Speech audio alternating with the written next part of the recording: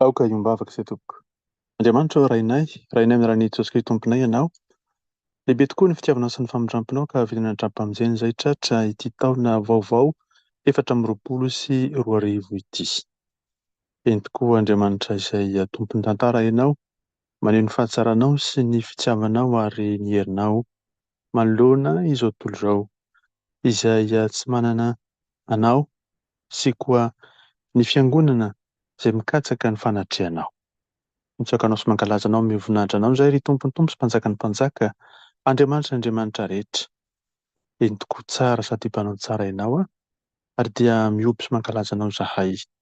Nohony ny fahasoavana lehibe izay nomenao anay ka hatrariny indray tompo ity taona vaovao ity. Mangataka ny fanatrehanao zahay dia alefanao masina mahery mba hitaradarana anay, hanazava ny fomam-panahy anay, andrenesanay ny feonao. Eny tompo Jesosy sy tanteraka ao anatrehanao izaka mangataka ny fanadiovanao amin'ny rano sarobidy ary ilay fananao masina tokony mba hiasa ty anatinay atsiaro mandrakariva izay tompo ny fitiavanao tsy talany ary ny famindramponao mitoetra aminay isanandro. Dia raha zaza saotra ho anao hatramin'ny taloko mandrakizay fa ny fita amin'ny amby kosa sambarotsy amin'ny mpanomponao. Menaranao Jesosy Kristy ilay velona masy manakely avy Nazareta, tompony tompo sy mpanjaka ny mpanjaka, izay maniry sy mangataka izany vavaka izany. Aleluia. Amen. Mbola mpitombony amintsika mandrakariva ry havana ny fahasoavana sy ny fiadanana avy amin'Andriamanitra raintsika Jesosy Kristy tompo ary ny fampiraisana avy amin'ny fanahy masina. Amen. Mirary indrindra taona vaovao feno ny fahasoavan'ny tompo ho antsika tsirairay avy izay mandre izao afatra izao. Ary dia Jesosy Kristy avy any Nazaretany momba antsika hitondra fanavaozana eo amin'ny fiainantsika ka nomentsika hery vaovao indray andehanantsika araka ny sitrapony. Eny tokoa fa miha-mantompotra ny andro sy ny fotoana iverenan'ny tompony amin'ny lanitra ary dia nitsonintsika mba hiaino sy hanatanteraka mandrakariva ny sitrapony. Hoy ny lohateny izay ho amintsika anio amin'izao andro voalohany amin'ny taona vaovao 2024 ity izao. Fanavaozana mitondra fahaveloman'ny fiangonana. Fanavaozana mitondra fahaveloman'ny fiangonana. Hoy ny soratra masina izay voasoratra ao amin'ny bokin'ny Apokalipsy toko 9, ny andininy 13 sy ny andininy 14. Apokalipsy toko 9, ny andininy 13 sy ny andininy 14. Mivaky toy izao amin'ny anaran'ny tompo Jesosy. Ary rehefa novohany ny tombo-kase faharoa, dia reko ny zava-mananaina faharoa manao hoe avia. Dia nisy soavaly hafa mena kosa nivoaka, ary izay nitaingina azy dia navela naisotra ny fihavanana amin'ny tany mba hifamonoa ny olona ary omena sabatra lehibe izy. Amen. Misy zavatra mahaliana tokoa momba ny fiodinany zavatra mitranga ankehitriny ary ity tombo-kase faharoa ao amin'ny Apokalipsy ity dia miresaka ady. Tena nijoro vavombelona momba izany tokoa ny fanahin'ny Jaona apôstôly. Eny fantany mamarana koa fa nomeny Jesosy ny fanalahidiny fiarovana izy ary dia miely hatrany amin'ny hazo fijaliana izany. Ny rany zanak'ondry tsisy kilema izany sy ny anarany no mitondra ilay fitiavana lehibe izay voatazona isanandro ao amin'ny vavaka izay mitoetra. Io fitaovam-piadiana io no ampitaovana ny rehetra ihany koa. Izao nambaran'i Jesosy Kristy ilay velona masy manakely avy Nazareta. Mipetraka ny aizina ka azo trandrahana mba ampiroboroboana ny fahotana, ny fampitehana ary ny faharavana. Izany ny aizina izay mitoetra eo anivon'izao tontolo izao raha tsy roahana izany dia mampiroborobo tokoa ny fahotana ary manapotika sy mandrava ny zavatra rehetra. Zava-dehibe ny hafatra izay mitety izao tontolo izao. Zava-dehibe ny fampatsiahivana ny olombelona, indrindra ny mpino, ny mahazava-dehibe tokoa ny fanoherana ny haizina rehetra. Izao ny fotoana malaza hitoriana ny vaovao mahafaly eran'izao tontolo izao. Ampy ny fotoana. Eny mihoatra noho ny ampy aza. Alahelo ny foko tamin'ny fotoana izay nanadevozana ara-pivavahana ny finoako. Eny tokoa tsaroako fa nisy ny fanakajana mafy tokoa, fanadevozana mafy tokoa ara-pivavahana izay nanjo ny finoana an'Andriamanitra tokana ao amin'ny Jesosy Kristy sy ny firaisana fanahy masina. Ankehitriny miha-mivaha izany fanadevozana izay niasa nandritra ny fotoana lava izany. Miomana ary isika hiatrika ny zavatra tsy maintsy mitranga dia ny ady izay tsy maintsy hisy eo. Hatrany am-boalohany dia zavatra roa no nambarako. Saingy very ilay fahatsorana izay nentin'ilay lehilahy tena manan-tsaina mitsabaka amin'ny fiangonana. Fomba nidiran'ny Satana izany teo amin'ny fiangonana nanova izany.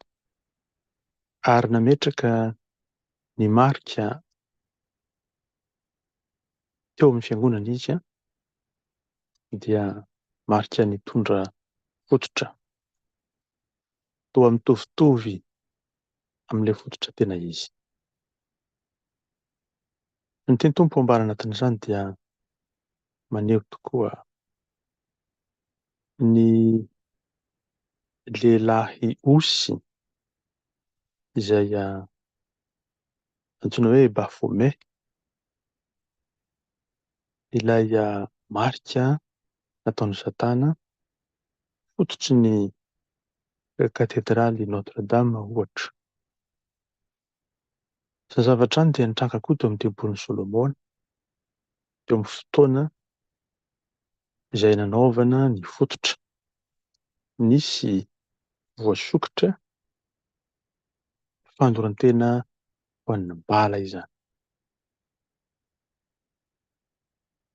Nieritreritra nangiana tokoa tao am-po ny olona izay nahita izany ka nanao hoe Andriamanitra tena namparitaka ny finoana.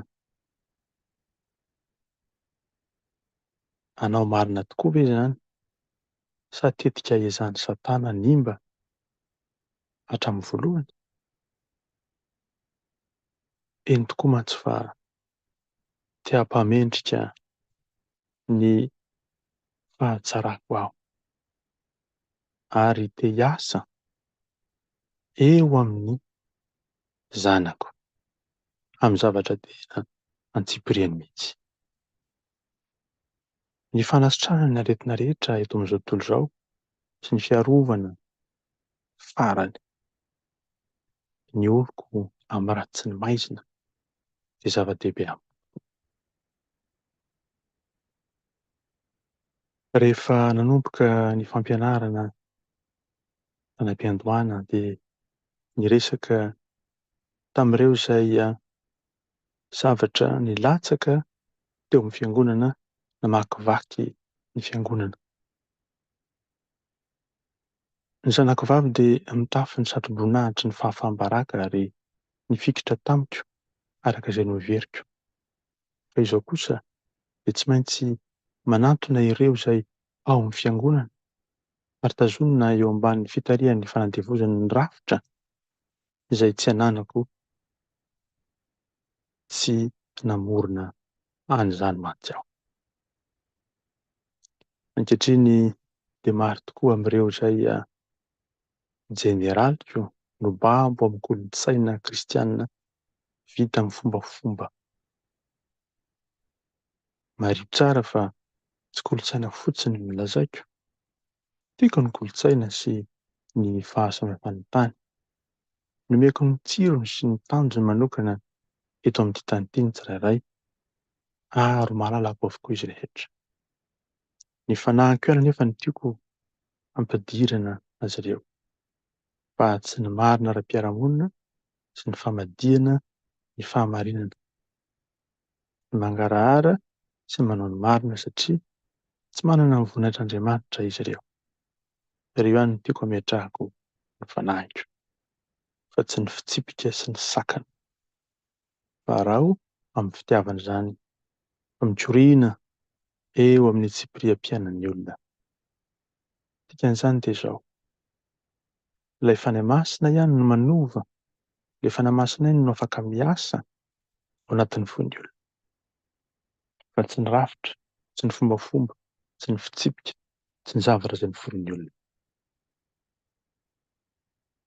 Ao anatin'izany rehetra izany dia maniry aho ny hanatona ireo mpitondra fiangonana rehetra izay ao anatin'ny ady sarotra samihafa. Tiako izy ireo ny ahatsiaro, ahafantatra, hamerimberina ao an-tsaina fa Andriamanitra ny fahagagana aho. Nahoana ary no reraka ireo mpanomboka ireo? Te hifoka rivotra vaovao, ny fanavaozana amin'ny alalan'ny fanahiko ao amin'ny fiangonana izy. Tiako ho fantany fa tsy ankina amin'ny maha-olona, tsy ankina amin'ny maha tanora na amin'ny maha manam-pahaizana izany fanavaozana izany. Mila fanavaozana izay avy amin'ny fanahy masina ianao ny fiangonana. Toy ny maty velona ao am-piangonana mantsy ianao raha toa ka tsy mandre ny fanavaozana izay entiko. Manaraka ny fihetsika sy ny fanao mahazatra fotsiny ihany, saingy misy fahabangana lehibe ao anatin'izany. Tsy ampy ny fahavelomana sy ny fiainana. Nosoloina endrika sy fombafomba izany. Tsy ny fiangonana ara-litorjia ihany no resahiko, fa ny fiangonana pantekôtista ihany koa, metodista, evanjelika, ary koa ny fiangonana tsy misy anaram-piangonana, feno fombafomba avokoa. Variana manondro ny fiangonana litorjika izy ireo, omena tsiny, holazaina fa tsy mandroso intsony. Fa izy tena dia tsy mahatsiaro fa efa voahidy babo ny fombafomba samihafa. Angamba hoy ianao hoe: Tompo, ilaina ny famolavolana sy ny filaminana. Adininao ve ny nampianarako anao tamin'ny andehan-dahatsoratra misy an'ilay hoe rano izay mandratra, ny sataran-tsosialy, fitiavam-bola, eny ireo aloha-hevitra lehibe toy izany no manjary fenitry ny fiangonana. Andrasana ny tantana azy tahaka ny raharaham-barotra dia tiako ny ampatsiaro fa ny fanahiko ihany no afaka manavao. Satria ny fanahiko no mitondra fahadiovana sy fahatokiana eo amin'ny fiainan'ny oloko tsirairay avy. Madio sy tsotra ara-baka teny izany. Miangavy anao ary aho ry zanako. Ho azy ny fanahinao, ho azy ny manodidina anao, ary aoka mangarahara ny fitiavana, fandraisana tsy misy fepetra izay avy amiko, ary ny fitiavako manjaka eo aminareo indray. mijaly amin'ny fandevozan'ny rafitra ara-pivavahana matsy ny fiangonako. Ka iriko, raha tonga tokoa ilay fanahy ny fanavaozana mba hitsoka ao anatinareo tsirairay avy sy hitsoka eo anivonareo. Hoy Jesosy avy any Nazareta, tompony tompo sy mpanjaka ny mpanjaka. Misaotra sy mankalaza amin'ny voninahitra anao izay ry tompona isan'Andriamanitra io. Maniry indrindra ilay fanao masina mba hiasa eo aminay. Maniry indrindra ilay fanao masina mba hatanteraka ny sitrakao. Raha tsy eo mantsy ny fanao masina izany dia tsy misy azo atao. Fanao masina mpitaridalana, fanao masina mpampahery, fanao masina izay maneho ny voninahitra ao mandrakariva. Mesaha mahery fanao masina mila anao zahay. Avaozy ny fonay. Fanao masina mahery anivonay. Fanao masina volavolay ny fanahinay. Ataovy mitoetra mandrakariva eo aminao zahay. Esory izay rehetra tsy avy aminao. Esory izay rehetra mahatonga fahazarana, mahatonga fombafomba fotsiny ihany, mahatonga zavatra izay mangejana sy fatotra eo amin'ny rafitra rehetra ara-pivavahana eo anivon'ny fiangonana izay nomponay. Taloha sy miankavinao izay rakanambe famindramponao aokary izany fanao masina izany ho hanome anay aina vaovao, hanome anay fiainana be dia be, hanome anay fahatsarana, hanome anay fahasoavana, handrotsaka fitahiana manambiamby. Hoa izay rehetra asan'ilay ratsy miteraka fahafatesana, miteraka fombafomba tsy mahomby, horavahanao Tompo, ary dia tonga anao handeha ny voninahitra ao. Misaotra fanao masina satria manavao ianao, misaotra fanao masina satria mamonjy anay ianao, misaotra fanao masina satria mampatsiahy ny tenin'i Jesosy ianao, misaotra fanao masina satria mbola miteny mandrakariva ianao, hanova, hanavao, hamboatra, ary ihany koa haneho ny voninahitr'Andriamanitra eo anivon'ny fiangonanao. Ka sitraka, mankatelina, feno sy tanteraka izahay noho izany rehetra izany. Manjo ny fonony tsirairay avy Tompo manala, dia ianao koa niasa mahery mba hatanteraka ny sitrako marina tokoa. Dia ho tonga aty anivonay isan'andro ny fanjakanao, anivon'ny ankohonana tsara izay misy anay, ary koa eo amin'ny fiangonanao. Mitera ny laza ny ajany saotra dia anao Andriamanitra izay naka fanao masina. Fa ny fahasoavanao Jesosy Kristy sy ny fitiavanao Andriamanitra iray, ny hery sy ny fampiraisana avy amin'ny fanao masina, ho aminay mandrakariva sy mandrakizay. Aleluia. Amen.